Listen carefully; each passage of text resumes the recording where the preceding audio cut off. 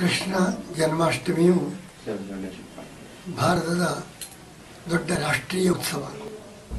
ಭಗವಂತನು ಧರ್ಮ ನೀತಿಗಳ ರಕ್ಷಣೆಗಾಗಿ, ಲೋಕ ಕಲ್ಯಾಣಕ್ಕಾಗಿ, ದುಷ್ಟಶಕ್ತಿಯ ದಮನಕ್ಕಾಗಿ ಅವತಾರವನ್ನು ತಾಳಿದ ಮಹತ್ವಪೂರ್ಣವಾದ ದಿನ.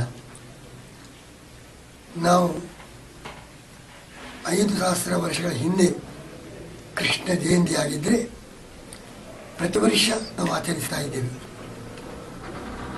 ಇದರ ಕಾರಣವೆಂದರೆ ಆಗ ಕಂಸ, ಜರಾಸಂಧ ಮುಂತಾದ ದುಷ್ಟಶಕ್ತಿಗಳು ಜಗತ್ತಿನಲ್ಲಿದ್ದಂತೆ ಈಗ ನಮ್ಮ ಅಂತರಂಗದಲ್ಲಿ ಇಂಥ ದುಷ್ಟಶಕ್ತಿಗಳ ತಾಂಡವ ನಮ್ಮ ಅಂತರಂಗದಲ್ಲಿ ನಡೀತಾ ಇದೆ.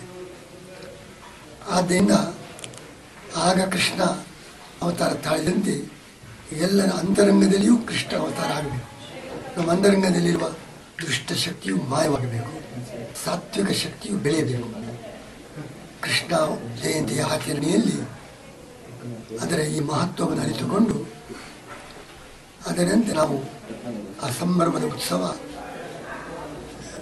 ಸಮಾಜದಲ್ಲಿ ದೇವಿ ಶಕ್ತಿಯ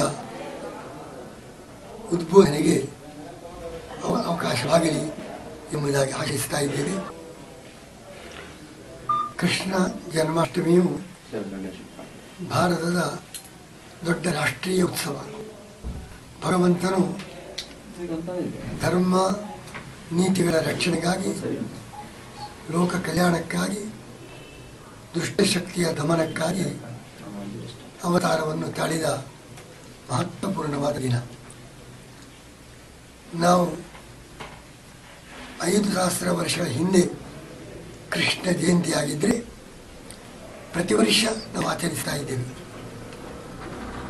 ಇದರ ಕಾರಣವೆಂದರೆ ಆಗ ಕಂಸ, ಜರಾಸಂಧ ಮುಂತಾದ ದುಷ್ಟಶಕ್ತಿಗಳು ಜಗತ್ತಿನಲ್ಲಿದ್ದಂತೆ ಈಗ ನಮ್ಮ ಅಂತರಂಗದಲ್ಲಿ ಇಂಥ ದುಷ್ಟಶಕ್ತಿಗಳ ತಾಂಡವ ನಮ್ಮ ಅಂತರಂಗದಲ್ಲಿ ನಡೀತಾ ಇದೆ. ಆದ್ದರಿಂದ ಆಗ ಕೃಷ್ಣ ಅವತಾರ ತಾಳಿದಂತೆ ಎಲ್ಲರ ಅಂತರಂಗದಲ್ಲಿಯೂ ಕೃಷ್ಣ ಅವತಾರ ಆಗಬೇಕು. ನಮ್ಮ ಅಂತರಂಗದಲ್ಲಿರುವ ದುಷ್ಟಶಕ್ತಿಯು ಮಾಯವಾಗಬೇಕು, ಸಾತ್ವಿಕ ಶಕ್ತಿಯು ಬೆಳೆಯಬೇಕು.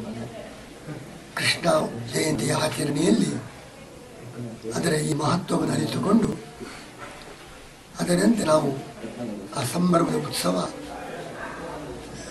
ಸಮಾಜದಲ್ಲಿ ದೇವಿ ಶಕ್ತಿಯ ಉದ್ಬೋಧನೆಗೆ ಅವಕಾಶವಾಗಲಿ ಎಂಬುದಾಗಿ ಆಶಿಸ್ತಾ ಇದ್ದೇವೆ.